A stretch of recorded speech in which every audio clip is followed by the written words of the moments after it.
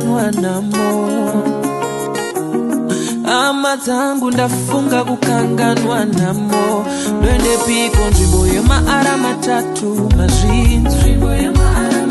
Twende piko nzvimbo yema matatu maizi.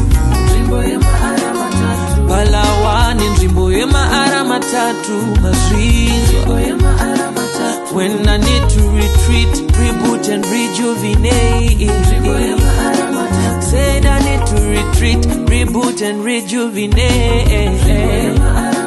Kuna shike nzvimbo yema matatu mazvinji. Tonora urangu nzvimbo yema matatu mazvinji.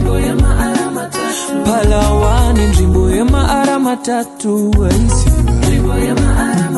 Kumafaro kunzvimbo yema matatu mazvinji. Magic Land Music.